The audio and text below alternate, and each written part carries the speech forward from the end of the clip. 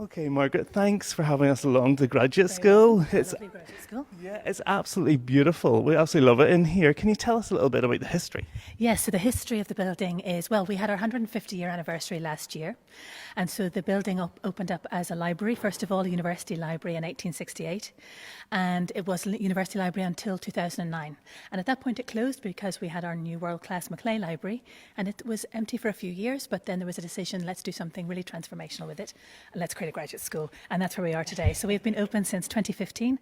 And this is really the centre, the intellectual community hub for our postgraduate students across the university. Very good. So it's seen a lot of different times, and as you'll see in the building, it does have quite a cathedral sort of feel, like a church. Is that for any particular reason? Yes, it is. It's an interesting story because it is called often a godless college. Queen's was a godless college because it was a non-denominational university. And as a non-denominational university, it couldn't have a church or a chapel. But lots of very well-ranked, very prestigious universities do, like Oxford and Cambridge, they all have chapels. So we couldn't have an actual chapel, so we built a library that looked like a chapel to give this ecclesiastical feel and give the sense of a very serious university. And that's how that happened. And then the building has gone through all sorts of different incarnations. Even when it was the library during the Second World War, we had the lawns outside dug up to grow vegetables. There's been an ice rink in the basement. All sorts of very, very interesting stories of what has gone on in this building. I think most people won't be wanting to know whether the ice rink is still in the basement. I don't think so. I haven't been allowed in to see, but I don't think it's still there. I think we can plan for that. Yeah, absolutely. Phase two. So the building itself, obviously it's got a real impact itself, but you also have quite an impactful ethos for what you do here. Can you tell us a wee bit about that? Yeah, sure. So the ethos of the building, really we opened in 2015, and the idea there was that we need subject experts, so we need doctoral students, we need master's students who are real subject experts, who are really pushing the boundaries of knowledge. But we also need our students to be so much more. As we move into a very uncertain time in terms of employability, in terms of the skills that we might need going forwards, as we embark on the fourth industrial revolution, in some ways we don't know what the future of work looks like, whether that's in academia, or whether that's outside in industry, policy, third sector. So our philosophy was we need to prepare students not just for subject excellence, but also as thinkers, leaders, communicators, innovators, and we argue that that's what makes them future ready or future proof. And so everything that we do is based around these 5 pillars of thinkers, leaders, innovators, communicators, future ready. So that's one key part of our ethos. And the other one I think is that this is a graduate school for all of our postgraduates, whether they are in French, which is my own background, or whether they're in medicine or physics, history, theology.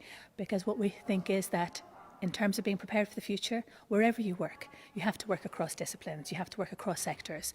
So every course that we offer here, every event brings together those widely differing multidisciplinary groups, so that people are having different sorts of conversations across disciplinary boundaries, as well as across cultures, languages, and so on. And that really helps in life going forward. You sort of think if you're going into a certain career that you think you're always going to be with those certain type of people, but being able to interact with different types of people can really bring so much to the table whenever you're trying to solve problems. Absolutely, and that's core to what we do in Queen's also in terms of our postgraduate education and research. We're very focused on how we tackle the big global challenges, whether that's climate change, technology futures, lifelong health and well-being. But if we're going to tackle those sorts of challenges, it's not for one discipline alone. We need the humanities scholars working alongside the medics. We need the economists working alongside the climate change experts if we're really going to have those sorts of meaningful solutions. So it's partly the focus is on that. How do we actually bring about real change, real solutions through bringing together different people in the room? And I think it's also just that recognition that wherever you do work, as you said, Stephen, you're going to meet very different people. So we try to push our students out of their comfort zone by putting the physicists in with the art historians, for example. And those are really interesting conversations. And you know, different solutions come out from those different sort of conversations. That's fantastic. So looking around the building, obviously it's not an easy thing to turn a church-like library building into something that's workable for postgraduate students that are really going to help them succeed. But you absolutely have. Would you be able to tell us a little bit about the facilities? And we'll let Kashella, who's here on the camera, take us on a little bit of a tour. Kashella, do you want to have a look around the facilities? So the building itself, when it was, we have some really interesting photographs, which you can see on our website, in fact, of the building when it was a library. And when it was a library, we had all of these were stacks. These weren't individual rooms, so you would go into these little dark areas where there were lots and lots of bookcases. We also had another floor in here, a mezzanine floor, so it didn't have that great sense of space that we have today. But as we transformed it, we've created a number of places for students to work and interact. There are teaching rooms where our master's students will come for their courses. It's very quiet at the moment because they're all doing exams and coursework. There are group study rooms where our students can come together when they have collaborative work to do, book out a space. We have our main training and development rooms that you see here. These are the places where we offer all of the courses that the graduate school puts on, whether that's leadership, innovation, project management, academic skills. We do all of that. Mm-hmm. And then the main space at the back is also our silent study area, which has workstations for 65 students to sit, and this is their special place. Quiet area, they can get on with their work, and it's also part of just creating that sense of a postgraduate community. Mm-hmm. That our students, they don't want to be sitting necessarily in the library, they want their own space, and this is their space, this is where they work, this is where their community is. It's quite possibly the most beautiful computer room I have ever seen. It's absolutely amazing. You can sit and look out the windows at the back and just be inspired to write great thoughts on your computer. I would find it very difficult to write anything. I'd be just looking out. That's an issue. I think that is an issue sometimes. I have that problem myself. But it's an inspiring space, and an inspiring space just in terms of the architecture, but also in terms of just the range of people in here and the conversations that go on. And that's people inside the graduate school. It's our students, but it's also all of our external partners who are a key part of what we do also. That's fantastic, Margaret. And what about whenever a student comes, is it just a one-size-fits-all type approach here, or what happens when they come? Is there anything personalised? Yes, very much a tailored approach to every student that we have coming through our doors, both in terms of their academic place that they are in their academic journey, but also in terms of their personal and professional skills journey. So we recognise that there are really bright academic people who maybe are not very confident about presenting, but we can have very good presenters who maybe are not great at creative thinking. So what we do is with each individual student, they have the opportunity to undertake a tailored skills development analysis, a gap analysis, to understand where in relation to our pillars they're already performing very well and where they might need to develop.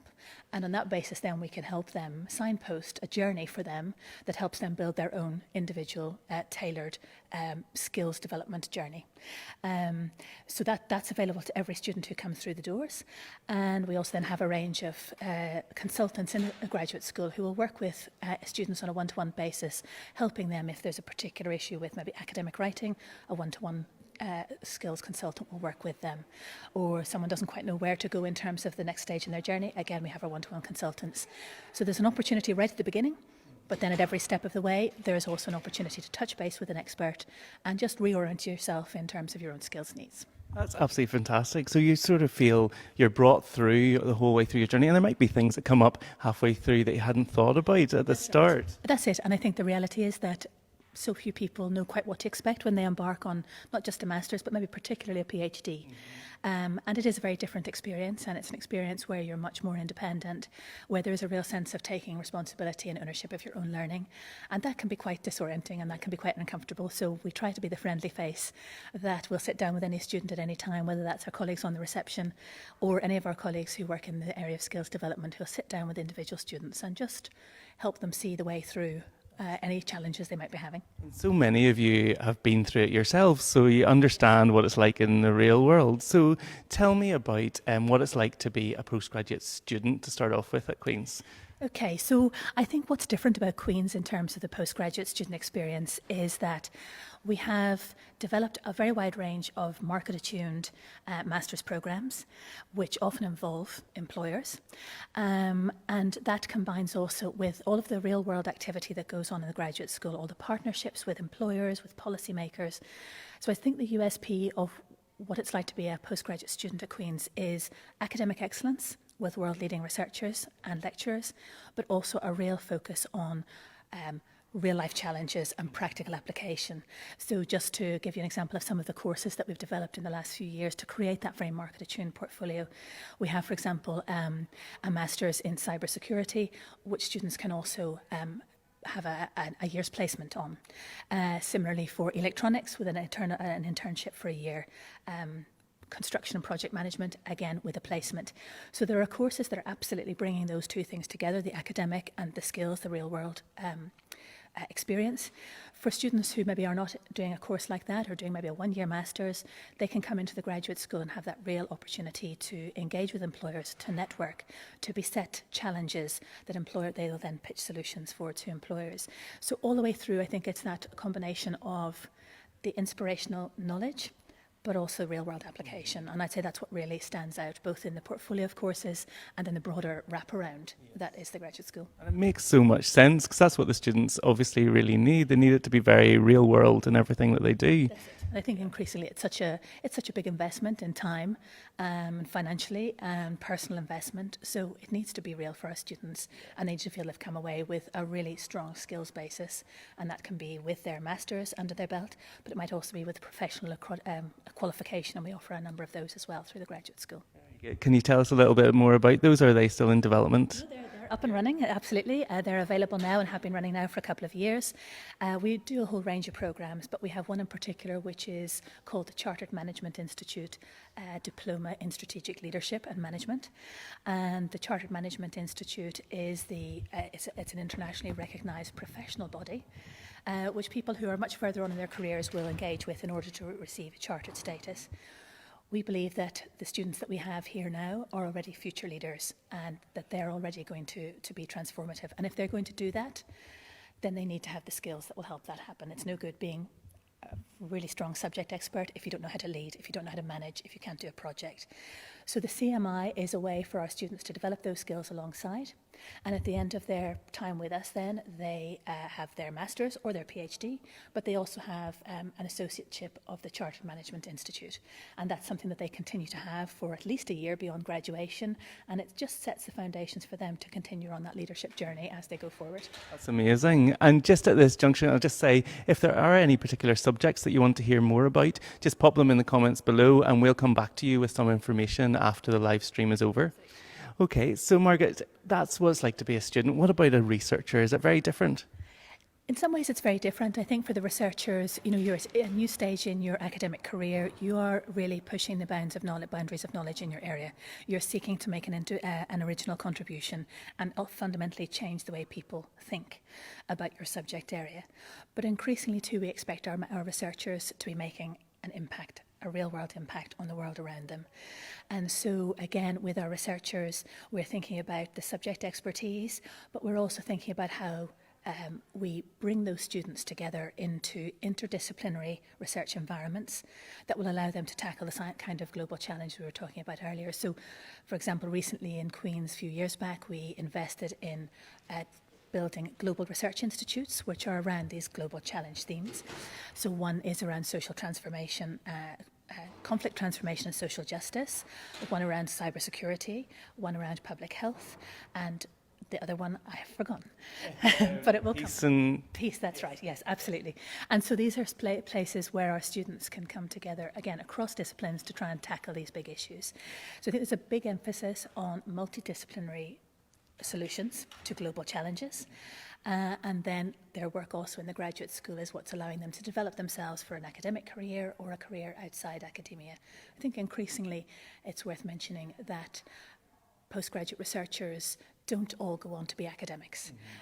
In some subject areas, medicine and related areas, it's only about 12 or 13% of PhD students who go into academic careers. Similarly in engineering, a bit higher in arts, humanities and social sciences, about 40%. But the reality is that a research degree is also setting you up for a very wide range of careers. And so we have to make sure that we're preparing our students for that, whether that's through the leadership, management, innovation, entrepreneurship is a big part of what we do, because we also need to create job creators, not just job seekers. Absolutely. And what about the brands then that we would know and love to work for? Who are the graduate school sort of forging some connections with? A very wide range of people. We would work with a lot of the big corporate organisations like Citi, Allstate, PwC, Devonish Foods. We've just set up a new collaboration with them, a doctoral training programme, where we're actually preparing their staff to go back out into the working environment and lead and move forward. So, and also nationally and internationally, we're working with a wide range of companies and always developing those links. What about careers then? How do you support the students to go on into their careers? Is there anything that you offer? Yes, wide range of programs. We have specialist careers advisors here in the graduate school who are absolutely focused on the postgraduate experience and what that can lead to, what the value added is of that. So there are a range of ways in which we support. We can have one-to-one careers consultations. We would have a wide range of master classes on everything from CV writing to how to do a good interview, how to do good competence tests in an interview. We would also then have dedicated programs. So for example, for our PhD students who are coming towards the end of their PhD, we do something called Future Ready. And that really also is in response to what I was saying, the fact that many PhD students go into careers other than academia.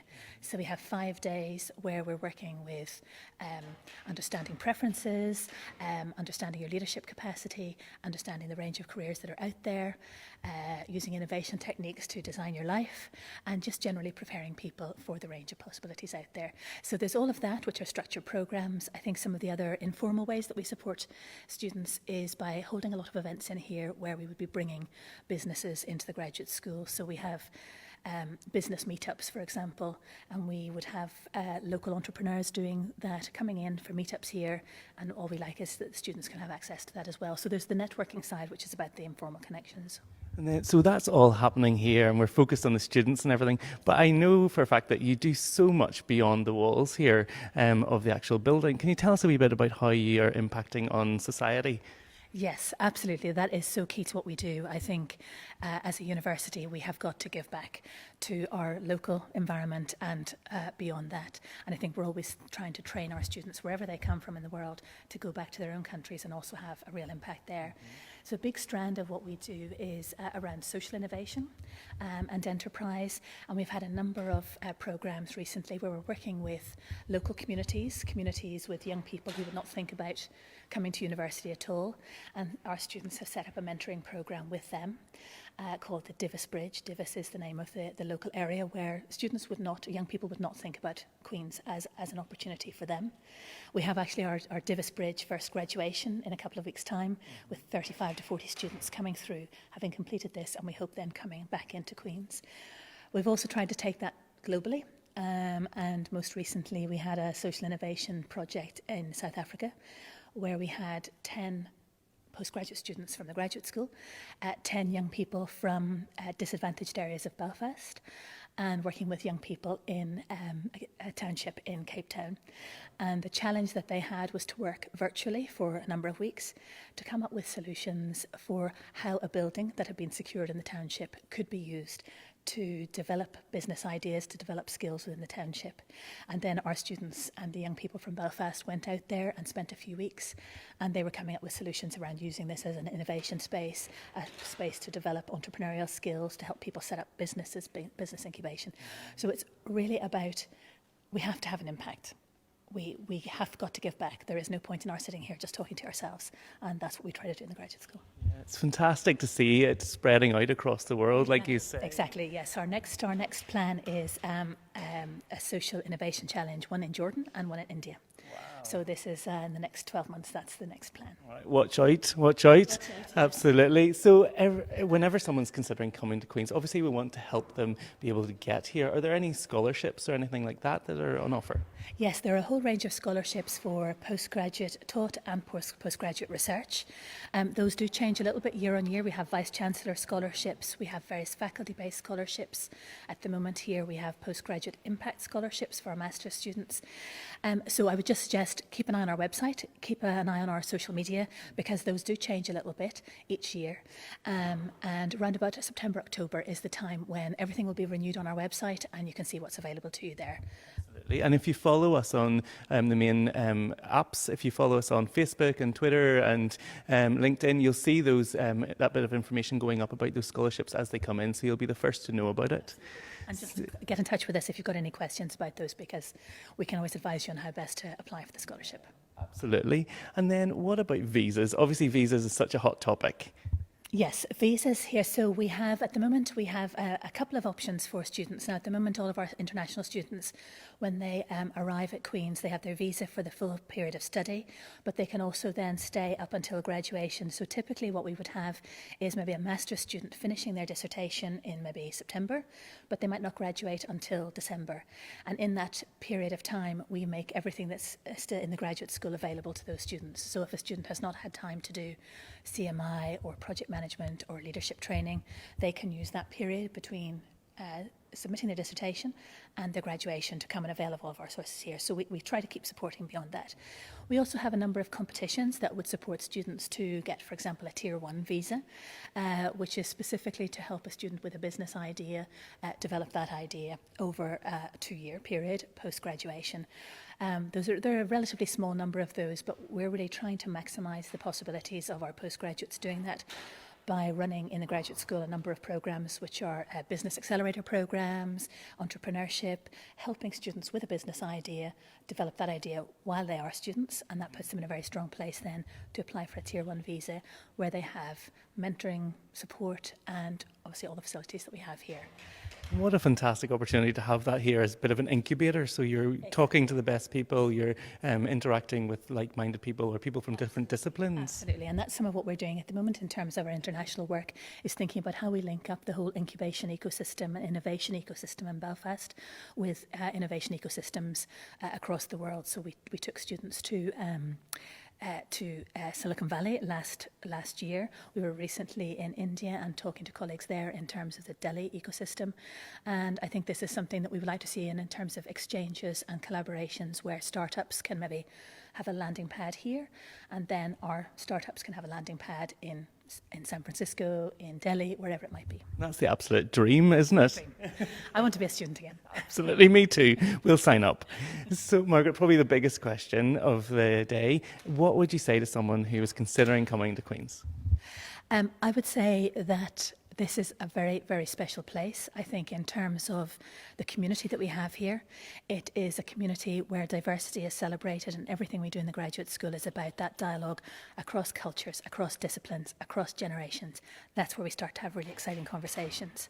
Queen's itself is a world-leading university, research-intensive university, where you will also have access to cutting-edge research and cutting-edge scholars in their fields. And to me, it's that combination that makes for a very, very powerful mix. So we work very hard and we develop our students, but we also have a lot of fun in here too. Margaret, you can see it in the building. It's absolutely brilliant. There's a definite vibe and definite buzz about the place. So we really appreciate you taking time to speak to us. And thank you everyone for tuning in. If you have any questions, as we say, just pop them in the comments below and we'll get back to you over the next day or two. Thank you.